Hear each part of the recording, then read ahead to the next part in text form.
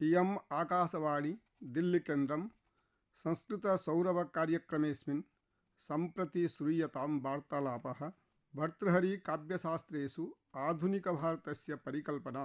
अस्माकं मध्ये सन्ति श्री लाल बहादुर शास्त्री राष्ट्रीय संस्कृत विश्वविद्यालयस्य साहित्यविभागस्य आचार्याः विभागाध्यक्षराः आचार्याः प्रोफेसर भागीरथी नन्दमहोदयाः वार्तां च करिष्यन्ति श्री लाल बहादुर शास्त्री राष्ट्रीय संस्कृत विश्वविद्यालयस्य न्याय विभागीय आचार्याः प्रोफेसर विष्णुपद महापात्र महोदयाः।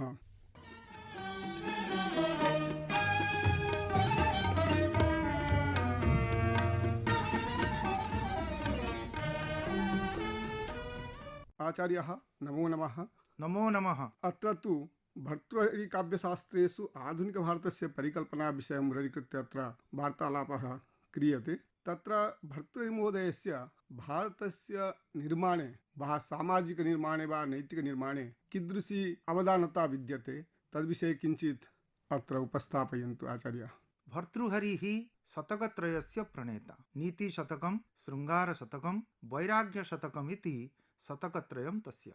आधुनिकभारतस्य परिकल्पना इत्युक्ते किं नाम भारतं, किं च आधुनिकभारतं, पुनः आधुनिकभारतस्य कीदृशी परिकल्पना इति प्रश्नत्रयम् एकस्मिन् वाक्ये एव आयाति। तत्र भारतं नाम न किमपि पिण्डं। भारतं नाम अस्य देशस्य जनता, अस्य देशस्य संस्कृतिः, अस्य देशस्य परिवेशः, अस्य देशस्य प्रकृतिः, अस्य देशस्य वातावरणम्, अस्य देशस्य पर्वताः, अस्य देशस्य नद्यः, समुद्राः इति सर्वम् आकलय्य भारतं नाम कश्चन देशः निर्मितः। तत्र आधुनिकभारतं नाम अयम् अभिप्रायः अस्मात् पदात् बोध्यते यत् साम्प्रतिके परिवेशे आधुनिकस्य भारतस्य कीदृशं रूपं भर्तृहरिद्वारेण अस्माभिः कलयितुं शक्यम् इति अयं प्रश्नः, इदं च समाधानम् अस्माभिः करणीयम्। तत्र आधुनिकभारतम् इति कथनेन कः अभिप्रायः? सम्प्रति आधुनिकभारते विद्यमानाः गुणाः, विद्यमाना गतिशीलता, विद्यमानाश्च दोषाः इति सर्वेषाम् आकलनम् आधुनिकभारतम् इति नाम्ना अस्माभिः करणीयम्। महापात्रमहोदयाः इदं तावत् जानन्तु, यस्य समाजस्य यादृशं सामर्थ्यं तादृशी अपि दुर्बलता भवति। इदमेव अस्माकं मनीषिभिः पूर्वम् उक्तं यत् यस्य यादृशं सामर्थ्यं तादृशी अपि दुर्बलता भवति। दुर्बलता न केनापि अपाकर्तुं शक्यते। यावत् वयम् अग्रे सरामः तावत् एव अस्माकं पृष्ठे किमपि दौर्बल्यम् अस्माकं स्वतः प्रतिभासते एव। अतः अस्माकं गतिशीलतायां विद्यमानानां दुर्बलतानां यथाशक्ति निराकरणम् अस्माभिरेव कार्यम्, येन अस्माकं सामर्थ्यं वर्धिततरं स्यात्। आधुनिकभारतमिति कथनेन अस्माकं ये गुणाः, यैः गुणैः वयम् अग्रे सरामः, पृष्ठतः विद्यमानान् दुर्बलतादि दोषान् निराकृत्य अस्माभिः अग्रे गन्तव्यम्। अर्थात् इदानीम् अत्र के दोषाः, के गुणाः इति एतादृशविषये अस्माभिः चिन्तनं करणीयम्। दोषाणां निराकरणविषये, गुणानाम् आहरणविषये भर्तृहरिः किं वदति इति तस्मिन् विषये चिन्तनीयम्। इदमेव परिकल्पनम् आधुनिकभारतस्य। नाम आधुनिकभारते मनुष्याणां, पशूनां, प्रकृतेः, पर्यावरणस्य, परिवेशस्य यद्यत् परिवर्तनं यत्र यत्र अस्माभिः दृश्यते तत्तत् परिवर्तनं कथम् अस्माभिः निराकरणीयं, तत्तत् परिवर्तनम् अर्थात् ते यदि गुणेषु गच्छन्ति तर्हि तेषाम् अग्रेसारणं करणीयं, ते यदि दोषेषु पतन्ति तर्हि तेषां यथाशक्ति निराकरणम् अस्माकं कर्तव्यमिति एतादृशाः अनेके नाम बहवः उपदेशाः भर्तृहरिकाव्येषु उपलभ्यन्ते। धन्यवादः आचार्यः। साधु उत्तरं तु आचार्यैः प्रदत्तमत्र नन्दमहोदयैः। सम्प्रति अस्माभिः अवलोक्यते गृहे गृहे वा समाजेपि नैतिकशिक्षायाः ह्रासः परिलक्ष्यते।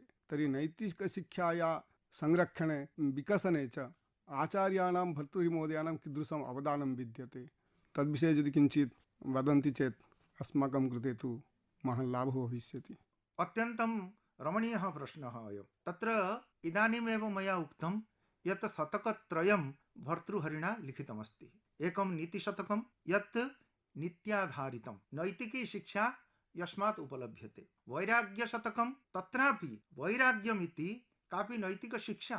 शृङ्गारशतकं, शृङ्गारात् विच्युति, आत्यन्तिक शृङ्गारकामः, तस्माच्च विरक्तिः इत्यपि कापि नीतिः। अतः गम्भीरदृशा वयम् आकलयामश्चेत् नीतिशतकं, शृङ्गारशतकं, वैराग्यशतकं च इति शतकत्रयं नैतिकशिक्षामेव उपदिशति। अतः नीतिशतके ये शतश्लोकाः सन्ति, वैराग्यशतके ये शतं श्लोकाः सन्ति, शृङ्गारशतके च ये शतं श्लोकाः सन्ति, तेषां समेषां श्लोकानाम् आधारः एव नीतिः। इदानीमेव जानन्ति भवन्तः, अस्माकं भारतीयसर्वकारः नैतिकशिक्षायाः उपरि विशिष्टं बलं ददाति। नाम IIT मध्ये अनेकासु शिक्षासंस्थासु, आधुनिकशिक्षासंस्थासु च नैतिकशिक्षायाः अनिवार्यसन्निवेशः क्रियते। अतः एतद्दृष्ट्या यदि वयं चिन्तयामः तर्हि एतादृशशतकत्रयस्य अत्यन्तम् आवश्यकता वर्तते।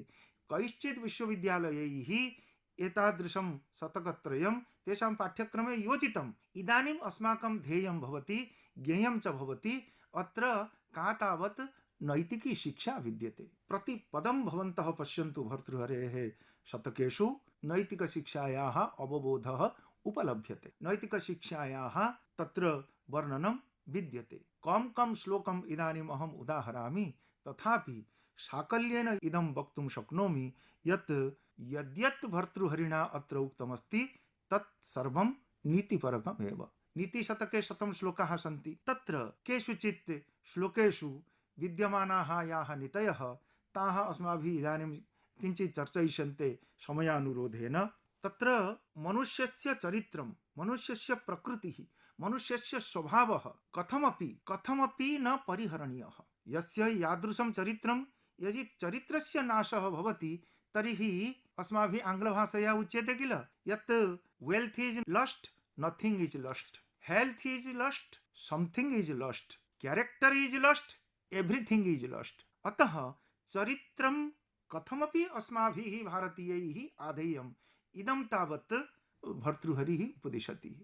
इदानीं भवन्तः पश्यन्तु, धनस्य पृष्ठे धावमानाः वयं किं किं न कुर्मः। इदानीं प्रतिपदम् अस्माकं स्पर्धा धनार्थं, ततः निवर्तयति भर्तृहरिः। एवं च अस्माकं प्रकृतिः कथं स्थिरा स्यात्, तदर्थं वैराग्यशतकं।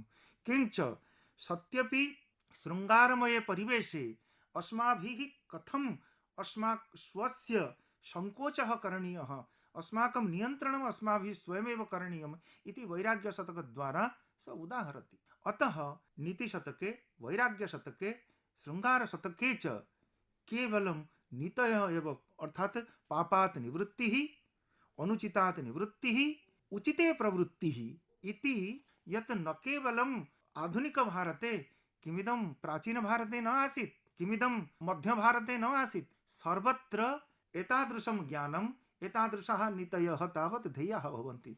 अस्माकं प्रकृतिः, अस्माकं परिवेशः, अस्माकं स्वभावः इत्यादयः कथं स्थिराः स्युः, एतदर्थं पदे पदे, काले काले, युगे युगे अस्माकं शास्त्राणाम् उपदेशः। तथाभूत उपदेशकारी ग्रन्थेषु दुर्लभतमाः भवन्ति एतादृशाः त्रयः ग्रन्थाः, येषु प्रतिपदं नीतयः उपलभ्यन्ते। एकम् उदाहरणं भवतां पुरस्तात् उपस्थापयामि। मनुष्यैः कीदृशैः भाव्यं, तत्र एकं सुन्दरं पद्यं नीतिशतके वदति भर्तृहरिः। शशि दिवसधूसरो गलितयो वना कामिनी, सरो विगतवारिजं मुखमनक्षरं स्वाकृतेः, प्रभुर्धनपरायणः सततदुर्गतः सज्जनो, नृपाङ्गणगतः खलो मनसि सप्तशल्यानिमे। अत्र यदि वयं पृष्ठभूमिं योजयामः, अस्य श्लोकस्य भावार्थोऽपि अत्र यदि प्रकाशयिष्यन्ते चेत् तर्हि अन्येषां कृते अपि लाभो भविष्यति इति। धन्यवादः। इदानीं वदामि, तत्र कश्चन याचकः कस्यचन लुब्धस्य नृपस्य निकटे गच्छति किञ्चित् धनार्थं। तत्र स गत्वा पश्यति यस् तस्य कर्णे जपाः अनेके तस्य कर्णे वदन्ति, नाम अनुचित मार्गे तम अपनयन्ति। पुनः स स्वयमेव राजा लुब्धः लोभी तत्र गत्वा स जनः उपस्थितः तं दृष्ट्वा राजा पृष्टवान् यत् भवान् दुःखितः दृश्यते, किं कारणं? न प्रभो, मम मनसि सप्तशल्यानि, मम मनसि सप्तकण्टकानि। कीदृशानि तानि? न शशि दिवस धूसरः, दिवसे शशि धूसरः भवति इति प्रथमं कण्टकं। गलित यौवना कामिनी, कामिनी इयति सुन्दरी कामिनी भगवता रचिता, परन्तु गलित यौवना, यदा यौवनम् अपगच्छति तदा सा वृद्धा भवति, सौन्दर्यं स्वतः नश्यति इति द्वितीयं कण्टकं। सरो विगतवारिजं, सरोवरः दत्तः, सरोवरे कमलानि दत्तानि, परन्तु काले एव कमलानि नष्टानि, अतः सरोवरस्य शोभा नष्टा इति तृतीयं कण्टकं। मुखमनक्षरं स्वाकृतेः, आकृतिः पण्डितस्य परन्तु मुखम् अनक्षरम्, एकमपि अक्षरं न निस्सरति मुखात्, अर्थात् अपण्डितः जनः केवलं गर्दभमिव आत्मानं भूषयन् जनानां पुरस्तात् आत्मानं प्रस्तौति, परन्तु पाण्डित्यस्य एकमपि पदं न निस्सारयति मुखात् इति चतुर्थं कण्टकं। पञ्चमं यत् कण्टकम् उक्तं, प्रभुर्धनपरायणः, यत्र राजा, यत्र प्रभुः, यत्र शासकः स्वयं धनपरायणः भवति, अर्थात् उत्कोचं नयति अथवा केवलं धनार्जने एव आत्मानं प्रहिणोति, तत्र अपरं कण्टकं, षष्ठं कण्टकं। प्रभुर्धनपरायणः सतत दुर्गतः सज्जनः, सज्जनः सततं दुर्गतः भवति, दुर्गत्या आपादितः स्वस्य स्वभावं नाशयति इति षष्ठं कण्टकं। नृपाङ्गणगतः खलः, यत्र खलः नृपस्य शासकस्य अङ्गने भवति, तस्य निकटे इतस्ततः विचरति, तदिदम् अन्तिमं कण्टकं। हे प्रभो, एतानि सप्तकण्टकानि मम सन्ति, तर्हि कथमहं सुखितः स्याम्? राजा अवगतवान्, चिन्तितवान् यत् अहं प्रभुर्धनपरायण, अहं स्वयम् एव लुब्धकः, स्वयमेव लोभी, पुनः एतादृशाः कर्णजपाः मां परितः भ्रमन्ति इति राजा ज्ञात्वा स्वस्य चरित्रं प्रमार्ष्टुं प्रयत्नं कृतवान् इति एवं भूता नीतिः अत्र उपलभ्यते। एवं च निन्दन्तु नीति निपुणा यदि वा स्तुवन्तु, लक्ष्मी समा विशतु गच्छतु वा यथेष्टम्, अद्यैव वा मरणमस्तु युगान्तरे वा, न्यायात् पथः प्रविचलन्ति पदं न धीराः।